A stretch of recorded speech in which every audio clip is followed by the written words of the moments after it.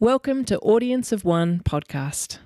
We hope the stories and testimonies shared by a range of Christian leaders inspire and encourage you to live for an audience of one in every season of life. And if you do not yet have a relationship with God, we hope that these conversations offer meaningful insight into the lives of those who follow Christ. This is Audience of One. On this episode, we hear from Tony Rinaudo. Tony is an Australian agronomist, widely known as the Forest Maker. His 18 years service to humanity and the environment, the government of Niger awarded him the Order of Agriculture with Merit. He's also a member of the Order of Australia as of 2019. He was also the Victorian 2024 Australian of the Year Nominee, and he also has a 2025 Luxembourg Peace Prize for outstanding environmental peace.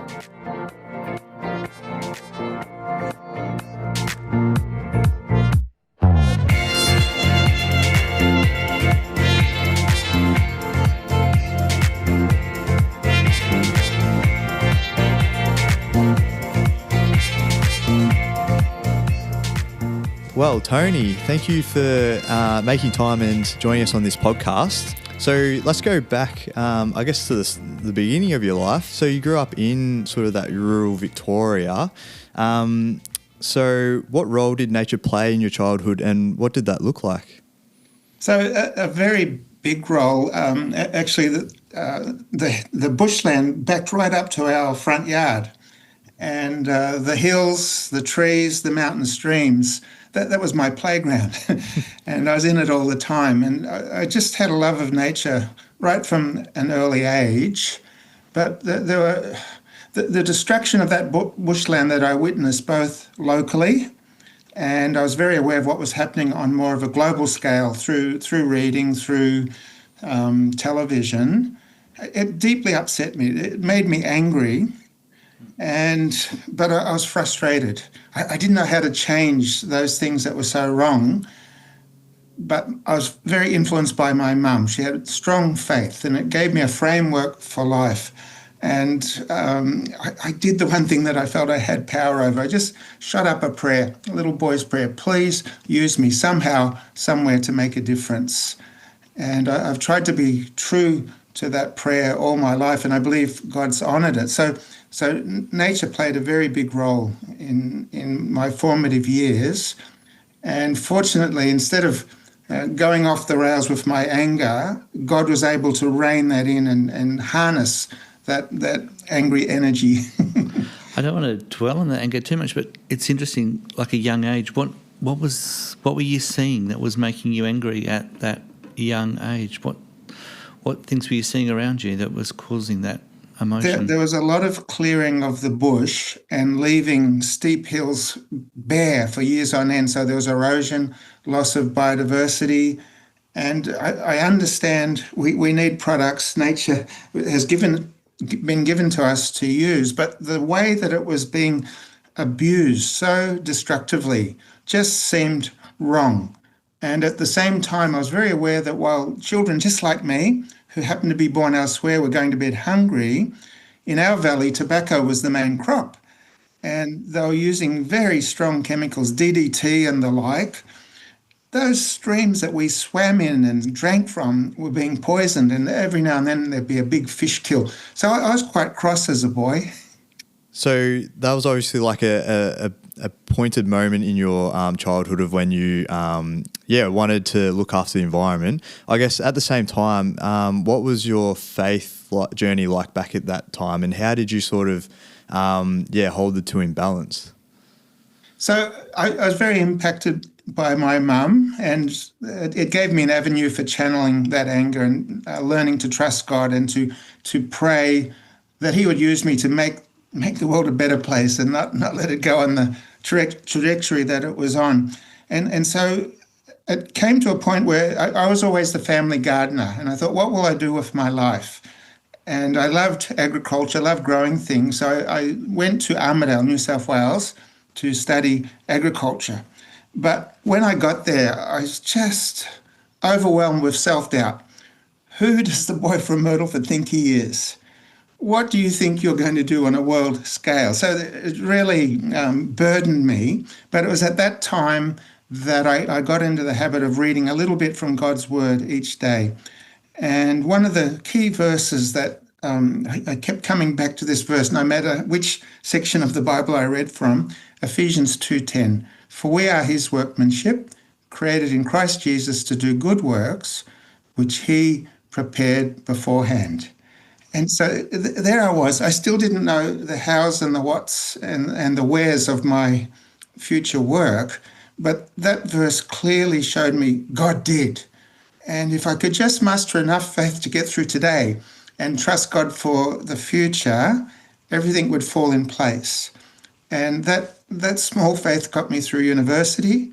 And when we did eventually go to Africa, it got us through many trials, many failures, many impossible situations where you could just say, Lord, we don't know what to do, but you brought us here. You have a plan.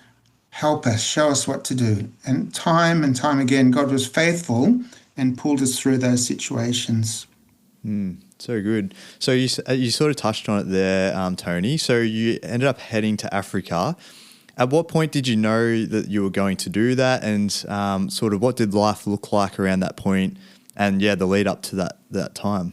So amazingly, I was fascinated by Africa even as a child. And the two books that I remember my mum buying me when I was very young, one was a picture Bible and the other, I must have been good for a change. I wasn't always a good boy, but as a reward, Mum said you can have whichever book you like in the bookshop. And I picked out a picture book on Africa. So somehow I knew one day I'd end up in Africa. But through our time in university, when we met missionaries who'd come back on furlough, had been working in Africa, and through the meetings that we had with different people speaking it through, we ended up joining SIM, Serving in Mission. And after Bible College, we were appointed to a posting in Niger Republic, West Africa. What was it like when we arrived there? The environment was on the point of ecological collapse and barely able to support life. Even though in my lifetime, I was 24 years old at that time, this had been a biodiverse dryland forest with fertile farms in the clearings, permanent springs, and even wildlife. In 2 short decades, it had been reduced to its knees. And the consequences of that were increased frequency and severity of drought, very strong winds that sandblasted and buried the emerging crops, insect outbreaks, and so hunger, poverty, displacement, conflict over scarce resources. It was a very terrible situation that we went into.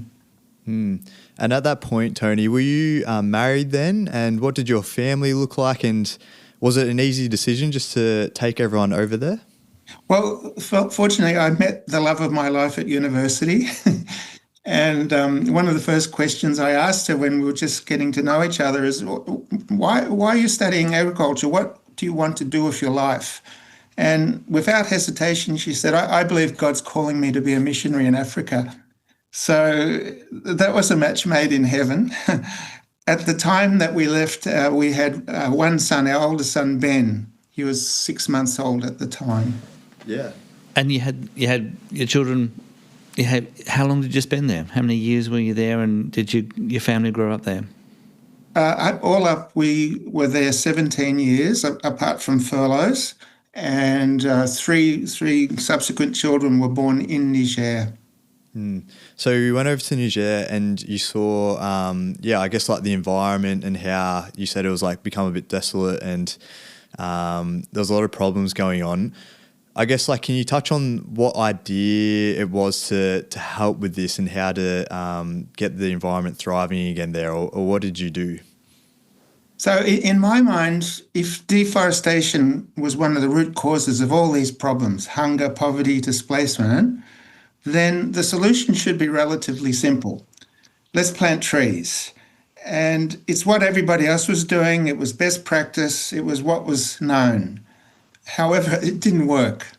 And despite studying manuals, experimenting different seeds from around the world, different methods, different timing, despite consulting experts, nothing that we did worked in a sustainable or viable way. More than 80% of the seedlings died. And to add insult to injury, the very people whom we'd come to help, and I was convinced there could be no food security, there could be no graduation out of poverty unless they got that foundational piece, the environment, corrected. That you can't build an economy or a livelihood with a broken environment. So I was convinced of what needed to be done, but it wasn't working. And the very people I was trying to help called me the crazy white farmer. And I can empathize with them. If you're hungry and poor, what's this guy on about? I'm hungry today. I can't wait for years for a tree to grow and produce something. It just didn't add up to them. And so I was getting very, very discouraged. And in those early years, it would have been quite easy to give up and go home. It was all too hard and nothing was working and the people weren't interested anyway. And on a certain day, I was actually delivering a load of tree seedlings to the villagers, knowing full well most of them would die and people didn't care. But I remembered that little boy's prayer, asking God to use me to make a difference. And I thought, God doesn't make mistakes. There must be a solution. And again, I threw up a prayer. Forgive us for destroying the gift of your creation. And as a consequence of that destruction, people are suffering. They're even fearful. They don't know what the day will bring. But I reminded God, we're your children. You still love us. Show us what to do. Open our eyes. And this happened about 2.5 years into our time in Niger. And I'd been traveling on these bush tracks almost weekly, eyes open, but totally blind to this solution that was literally at our feet the whole time. And following that prayer, this, what appeared as a useless desert bush, caught my attention, and I took the trouble to walk over and take a closer look. And immediately, if you go outside and you look at the plants around, every species is different. The leaf is like a signature that tells you what it is. So as soon as I took that closer look, I realized that it's not a bush or a weed. It's a tree. It's been cut down and it's trying to regrow from the stump. That changed everything. And so I traveled in that countryside far enough and often enough to know actually there are millions of these so-called bushes across that landscape. And from that point on, our whole approach shifted. I realized we're not fighting the Sahara Desert or climate change. It's not a matter of having a miracle species of tree that could withstand all of these threats, the drought and so on. Everything that you needed was literally at your feet. And the real solution lay in convincing people that by working with God's creation instead of destroying it and fighting against it, by working with it and allowing some of these bushes to regrow into trees, then the rest would be relatively easy. So it's quite a long story. It's a great it was story. Transformational.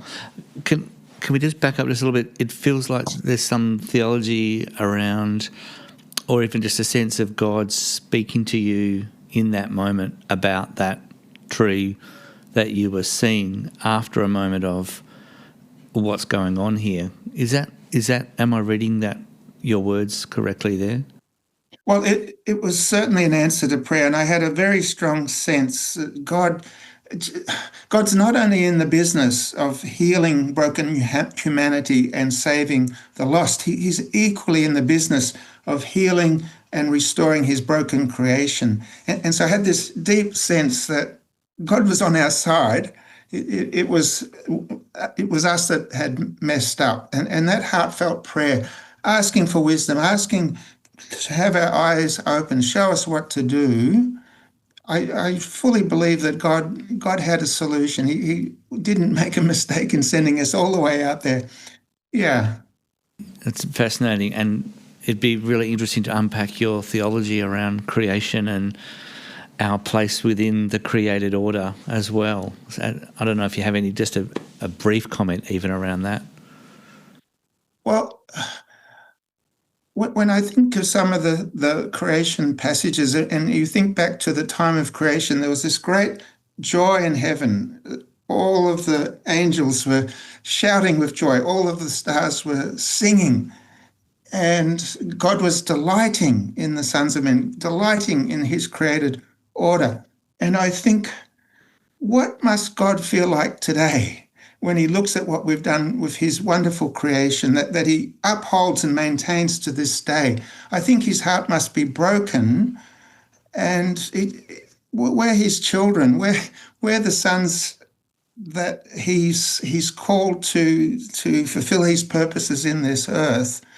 And I feel that restoration work is one of the great commissions of the church that we've fallen down on. Great. That's really helpful. Thank you. So you were touching on before, Tony, about, I guess it was about trying to get people on board with this idea.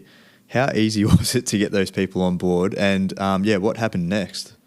So it was very difficult, actually. And no matter where you are, which culture or which people group, we all resist change. And it was no different in Niger. And I think I mentioned, they called me the crazy white farmer. It didn't add up, didn't make sense. It was against everything they'd learned and what they believed. So I had quite an uphill battle, and there was some sabotage and people trying to undermine the work. Interestingly, in 1983, there was a severe drought, and it led to a very severe hunger period. And in time, and again, it's another story, lots of answers to prayer, how this came about. We were able to obtain grain, and we created what's called a food for work program. And for those who needed food and who were willing to do the work, one of the requirements was that they regenerated 40 trees per hectare on their land. And so I had a captive audience for 8-9 months while I was giving out the food. But in the process, people were exposed to this method. And it was God's intervention that they actually had a bumper harvest that year, 1984. Good rains. The trees did not inhibit the crops, so they couldn't blame me for the trees causing damage. And from the people, we're working in 100 villages, a critical mass of people said, yeah, the guy might be crazy, but it didn't do any harm. Let's continue with this. And that was the start of a movement. These days, we run workshops, and I ask a series of questions. I learned very early it's important not to blame people and not to tell people what to do. It doesn't work in our culture, and it certainly doesn't work over there. Can I ask a series of questions that helps people to come to their own conclusion and to want to affect change themselves? And the most powerful question that I ask is, if we continue business as usual, destroying the earth, what does the future hold for our children? And for people already living on the edge of disaster day after day, it's a devastating question, and it evokes great thought and I would say fear. But it opens up a conversation. Well, nobody wants things to get worse. Can we work together? We'll experiment on a small area. You teach me what you know and observe, and I'll teach you the little bit that I know, and we'll tinker with this, we'll adjust it as we go. And I found this approach of asking questions and giving responsibility from the outset has been very, very powerful. And what took over a decade in Niger, sometimes now we see change and adoption within 1, 2 or 3 years. It's quite significant. What did that process look like? So I guess some people resisted a bit less. And then, was the change immediate, or as you said, like it took a bit of time? And what did that process look like? So fortunately, and I haven't described the method very well yet, and maybe I should do that first. So across vast areas of the earth that used to be forested, there remains very often, not always, but very often, there remains what I call an underground forest of living tree stumps and roots with the ability to resprout, and often dormant seed, very hardy seed that could last decades in the soil. And the method called farmer-managed natural regeneration simply involves finding and selecting those bushes that we want to regrow into trees, sometimes thinning and pruning, because there might be multiple stems all competing for the same light and water and nutrients. So let's reduce that competition and leave just a few main stems that can grow quickly and more straight. Protection. So these things would grow on their own, but certain things inhibit them. Fire, wandering livestock, people cutting them because they need the fuel wood, ploughing. Can we agree as a community to alter those behaviours so that these trees now have a chance to regrow? And then teaching people how to sustainably manage and utilise those trees. We're not, in most cases, we're not creating a national park that's locked up. People are desperately poor and they need to utilise these trees. But can we do it in such a way that we don't destroy it? So that's the method, farmer-managed natural regeneration. And sorry, I've forgotten your leading question. Yeah, so what did that process look like? So I guess they became a bit less resistant to the idea, and what did that look like, and how long did it take to see change? So if you put it in the context, what was life like when they'd lost the trees? Wind speeds of 60 kilometres per hour, soil surface temperatures sometimes up to 70 degrees Celsius, regular and severe droughts, water tables dropping. Life was hell, actually, as those trees came back. And because you're often growing trees from a mature stump, they can actually grow very, very quickly. And the benefits in the first year might be relatively small, but they're not insignificant. Slightly lower wind speed and temperature, a little bit more organic matter in the soil, retaining and holding the moisture and releasing it to the crop. Some of those trees are good for fodder. There's not much grass in these environments for much of the year, but the trees themselves provide edible leaves and seed pods for the animals. Some of them are fruit trees, wild fruits, nuts, edible leaves for people, and so on and so forth. So those early benefits, even within the first year, are enough to trigger some people to think, it didn't do any harm. Let's take this another year and see where it leads us. And of course, each year, those small trees are a little bit bigger and producing greater benefits year on year. And people get captivated by this. Low cost, very rapid, we can do it at scale, and I call it a no regrets technology. There's no real downside to this. There's no toxic residue or crippling effect that would give you a worse crop or lower livestock production. So it becomes self-fueling. And interestingly, what happened in Niger over the next 20 years, it spread for the most part by word of mouth from farmer to farmer across that nation at the rate of 250,000 hectares per year. And at the end of 20 years, there were 5 million hectares of agricultural land with a light scattering of trees, improving the microclimate in the soils, 200 million trees. So it had a very significant impact. So they're allowing these trees to regrow. At the same time, they're also planting other more traditional crops in the midst of it. That's the method? This is a critical part of it, especially when you've got poor, hungry people. They can't set aside land. They've already got small parcels of land. Yeah. It's critical that they can continue their livelihood and agricultural activities, and they do. And contrary to what we would think, it's actually beneficial. The lower temperatures and reduced wind, and the trees are adding fertility, crop yields doubled.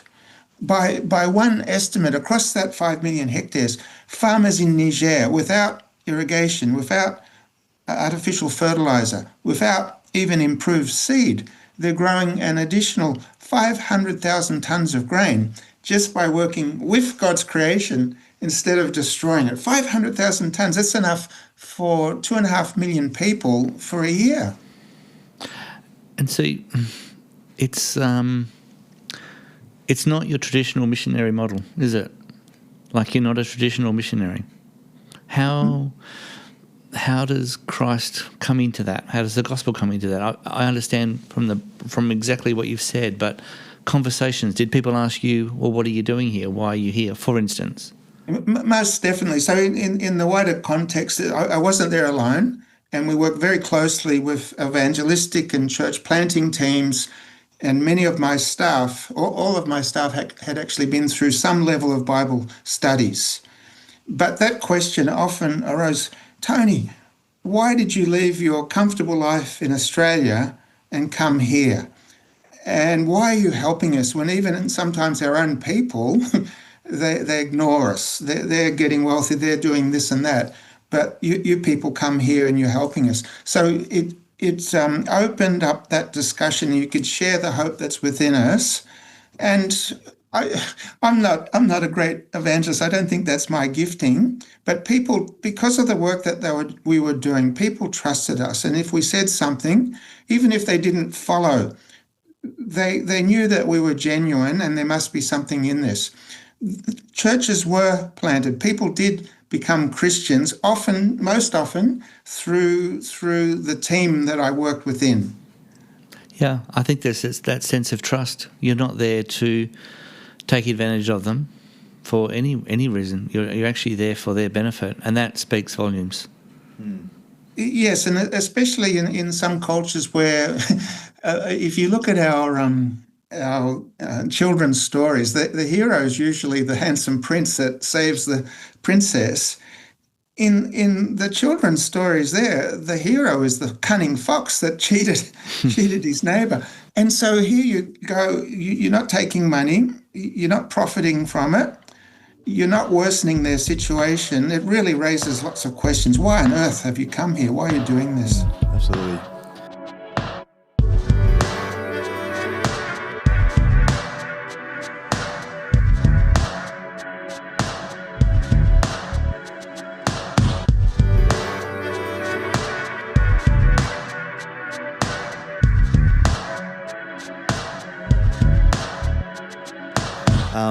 So I guess for the rest of that story while you're over in Niger, what did it look like? Was it like how much longer did you stay over there? And when you left, did you have like that full confidence that, oh, these people, everyone here knows what to do now and it seems to be going well?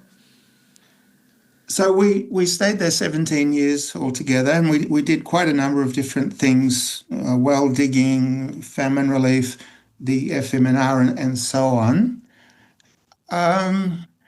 By the end of 17 years, I think I was very, very run down, very tired. And while FMNR itself was getting traction, a lot of the things that we taught, which could be very, very beneficial to people, just simply weren't being adopted.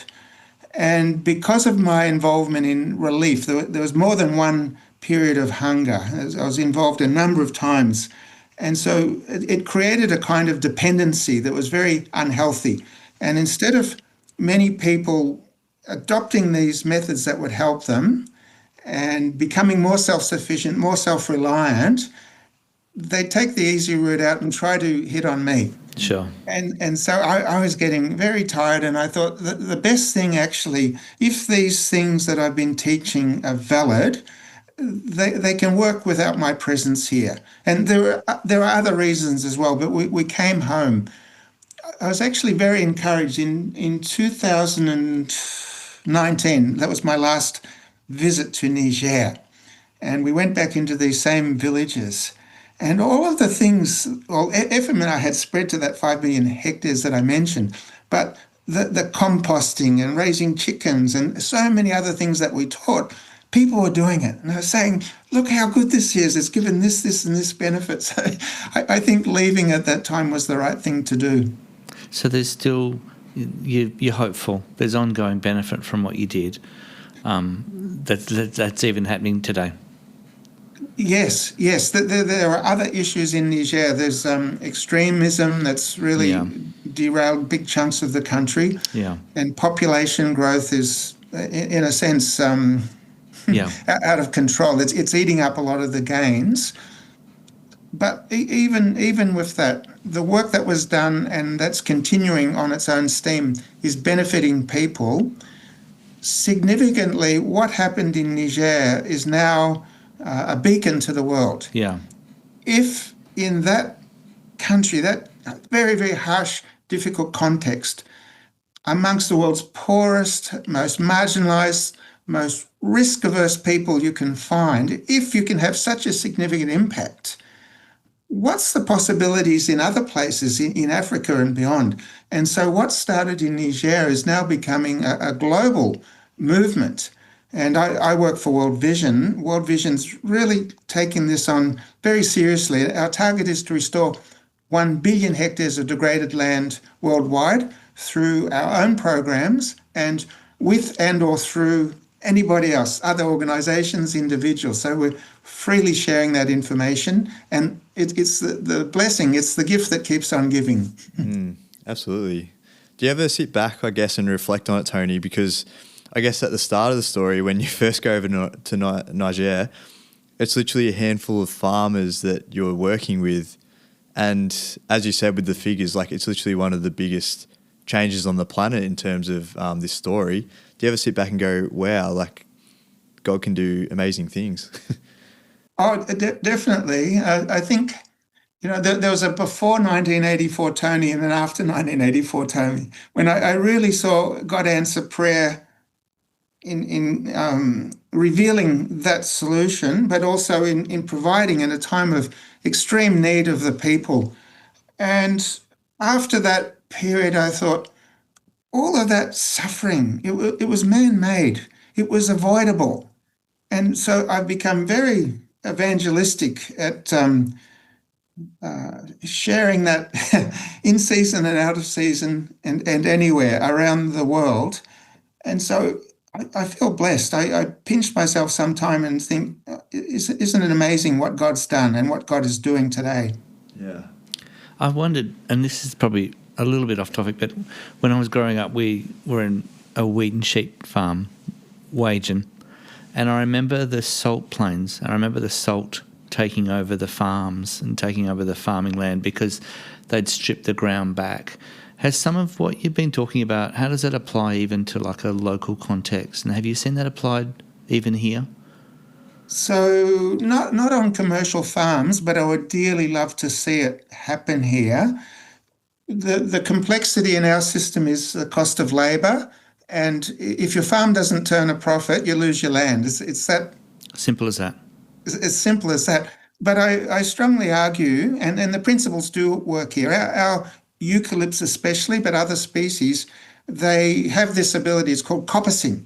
They regrow from the stump very, very easily. So the principles apply. The trick would be, how can we contextualize it so that it's economically viable in our situation? And I feel, especially with climate change, anything that's going to reduce temperatures and wind speeds and restore biodiversity and organic matter and heal, at least work some way towards healing the water cycle, these things are all pluses. And at the end of the day, they actually have an economic benefit, even if we would like to see hard cash, but these things reduce our costs and make farming much easier if we can tweak it so that it fits within our way of working here. So tree planting gets a lot of, I guess, like news coverage and there's a lot of press releases about, the tree planting. But is there a difference between what the media shows and what is actually happening on the ground? So, certainly. So I don't bag tree planting. It has its place. Sometimes there's simply no trees to start with and you need to plant. Sometimes you want a specific species that will give you a high-value fruit or timber or something else. And so it has its place. The reality is, and especially in the harsher environments, it's very expensive. It has a high failure rate. In Africa, often more than 80% of the seedlings die. And it's hard for local people to adopt it once the project is ended. Now, the crazy thing is, and I see countries competing with each other for the world record in how many trees we can plant in a single day. And it's a total nonsense. I think Ethiopia, they claim to have planted 615 million trees in a single day. it would be much better to hold the world record on how many of those seedlings are still alive after 1 or 2 years. Sure. Because the reality is usually very few of them survive.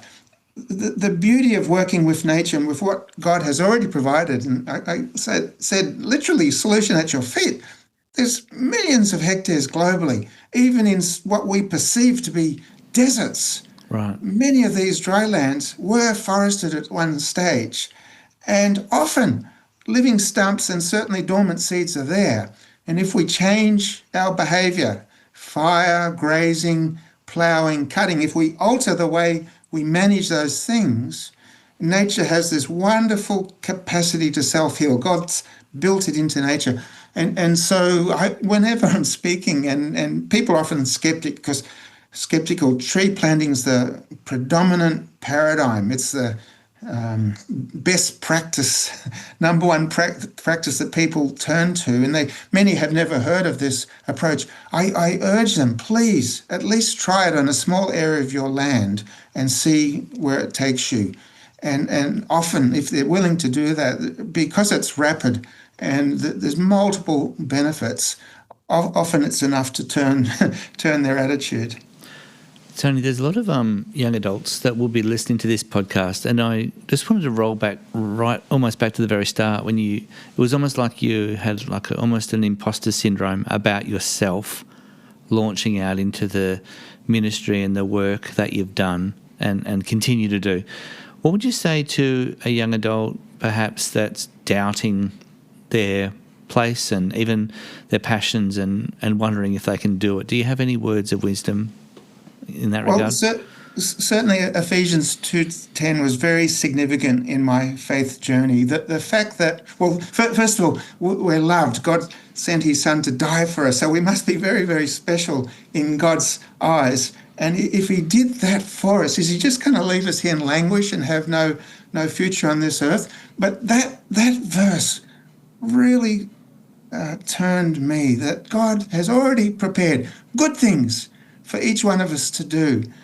And for sure, I didn't know what they were, but if I could just hold on to that and have faith to get through today, God would do the rest. And how can I put it? Somebody said, go as far as you can see.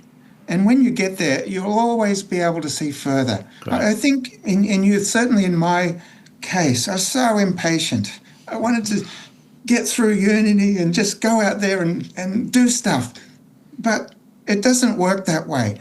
And we have to learn to trust, and we have to learn to take one step at a time.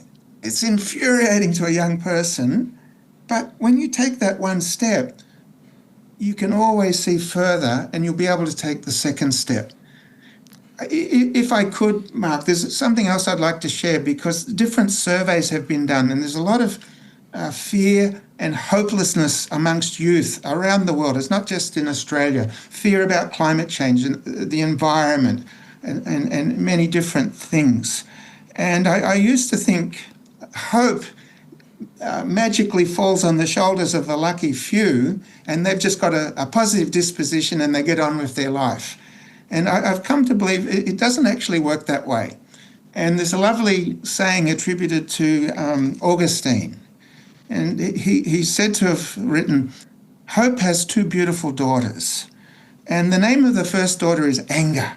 Anger at the way things are, the wrong things in the world. Yep. But the name of the second daughter is courage. Courage to get up and change those things, to do something about it. And so when I read that, my whole take on hope and how it manifests itself, we make hope happen through our actions. That's great. And I would say to young people, what's that thing that's eating you? Are you angry about climate change, about job prospects, whatever it is? It's not going to just fall on you like that. Make things happen through your actions. That's great, Tony. And just one little final thought from me, because you're at a different stage of life now. You're at a different stage. What is your posture towards your work now? It sounds like you're taking on more of a mentor role, I suppose, or more of a wisdom role in a sense. Would that be how you see yourself at the moment?